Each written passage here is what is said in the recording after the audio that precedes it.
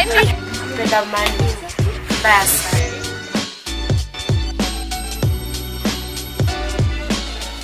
name is Sharon. What I do for a living ni huenda kibarua ya kufua most of the time. Nikienda asubuhi by saa 6 nuko nimerudi, then saa 10 ninaingia ground kucheza ball. The ball step yenye nimechukua kwa life first ni kurudi church. Hakunanga kitu ngumu kama kushika God na kurudi church. Watu wengi hukuonanga kama we ni fala, na wakiangalia pia background ulitoka wanaanza kukumisjudge. Then kushikana pia na marafiki, at time kuna shida mnasaidiana, mnasimama pamoja as family, one family, as one team, mna work together kwa hiyo jani ya shida na raha. Mi life yangu imechange sana according na zile past zangu zenye nimepitia through my pregnancy, hiyo step. But venye nilirudi life yangu imekuwa much easier, even though naenda kibarua naona tu nika part time.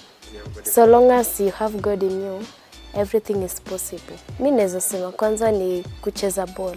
Mi since nizaliwe sijaicheza ball, even though my sisters wanacheza ball and they are best, but mimi nilikuwa kwanza underrate, najirudisha chini, najifikiria vibaya. Hata na the way tu niko najidharau, siwezi kimbia. So hiyo kucheza ball na venye niliingia ground kuona naweza defend, nikajipe nguvu that I can do it. Ningeweza kumshow a 15-year version of me that nafaa kujiaminia, that I can do anything.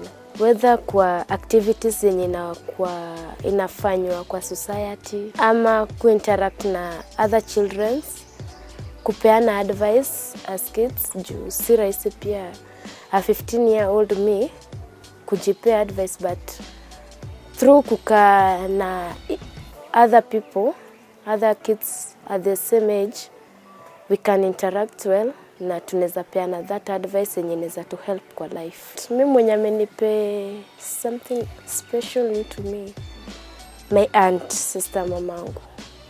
Juu amekuwa na mimi through all along, since my mama passed, since my dad passed. Amenishow that love yenye sikuwa nayo. Ile kujidharau alikuwa ananiaminia even though sikuwa najiaminia, na alikuwa na push things that I can do it.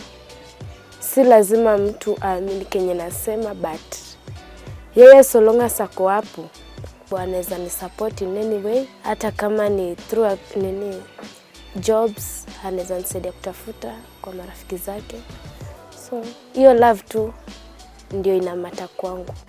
This International Women's Day, my aunt, wherever you are, nakuthank sana for the love and protection yenye umekuwa ukitupe since tulibaki tukiwa wadogo until now.